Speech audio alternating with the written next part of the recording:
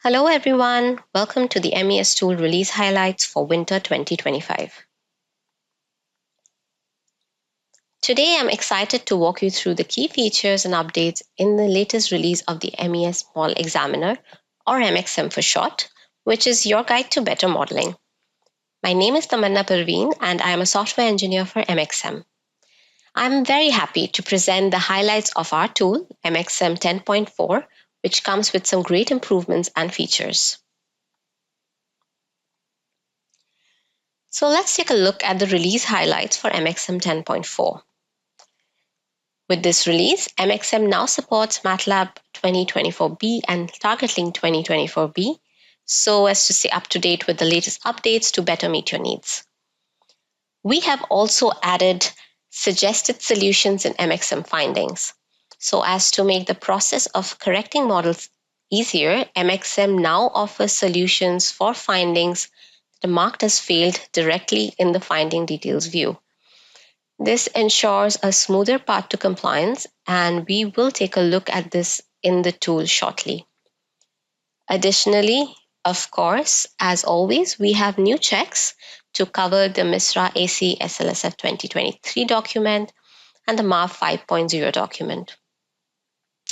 Some of these checks focus on consistent control and data flow patterns to increase readability of your models with consistent modeling patterns. So let's jump into the tool to take a look at them. So here I have some of the guidelines that are my favorite this release. First, we have the MISRA SLSF 051, which is part of the MISRA AC SLSF 2023 document, and which checks the state chart and flowchart layouts. So this guideline checks for consistent positioning of the transitions and conditions to improve readability throughout the model by stating that the layout should be left to right and top to bottom, while also discussing different use cases. Similarly, we have the DB0132 from the MAV 5.0 document. This is another guideline that checks the stateflow layout. It checks that transition actions are not used in flowcharts, where they are not executed since they require a valid state-to-state transition to be active, as well as consistent positioning of conditions and condition actions to improve readability throughout the model. So let's take a look at the implementations of these guidelines. So here I have a report with some field findings, and I will start with the MISRA SLSF 051 about the state chart and flowchart layout. So let's look at one of the findings here. It's on a transition. Let's use the link action to have a look. So it says that the transition is horizontal, its direction is right to left, but its label is not empty. Okay. It's also horizontal, direction is right to left, but does not conclude a decision pattern. Okay, these are conditions that are required by the guideline. And here you also have the solution to say that you have to correct the layout in accordance with the guideline. So for this finding, let's do a quick refactor here, just to show you how it might help.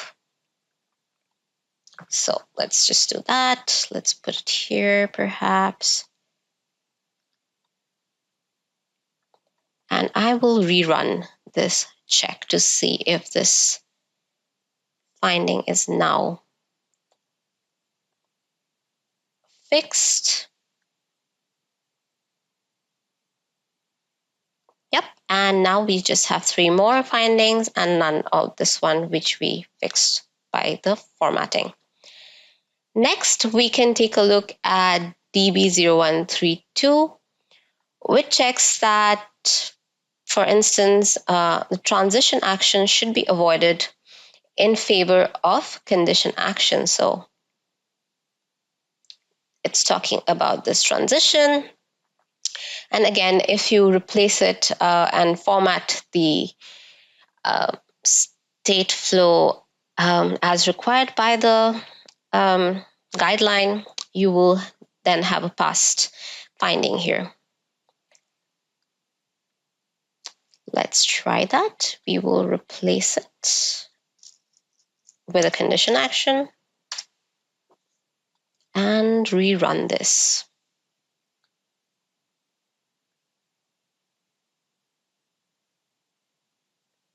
And now we have a passed finding here.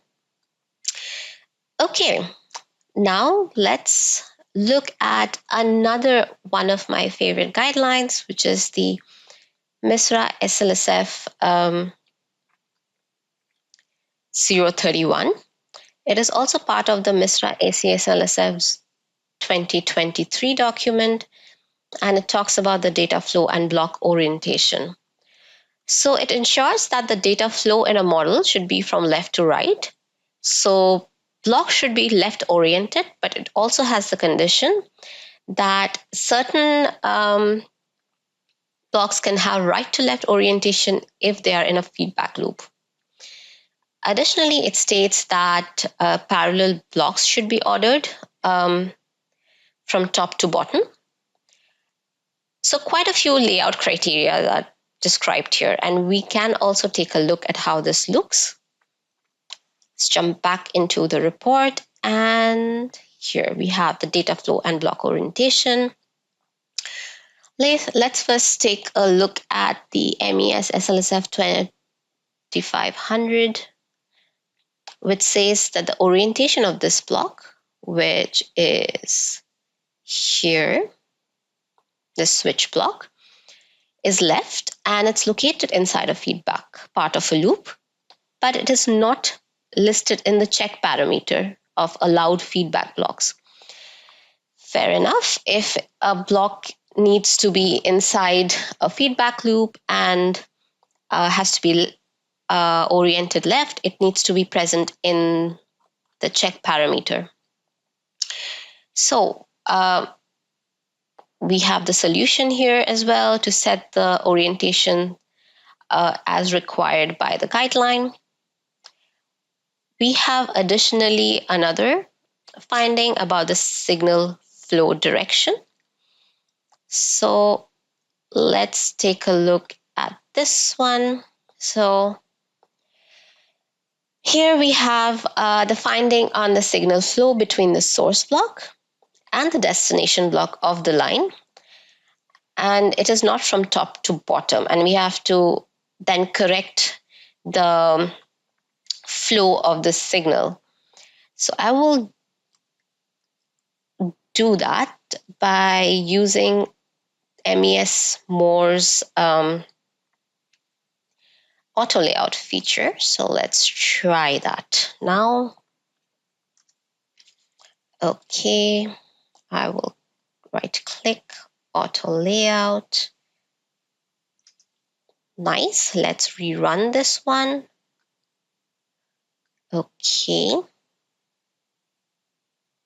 And now we have a passed for this check as well. So yes, these are some of the very interesting guidelines we have this release. Let's head back into the presentation. So finally, the last but not the least interesting feature we have this release is that we have a new editor in the tool to easily edit guideline and check descriptions, and it also comes with markdown support. So that wraps up the highlights of MXAM 10.4. If you have any questions or need support, please don't hesitate to reach out to us. Thank you for watching, and we look forward to hearing from you soon. Goodbye for now.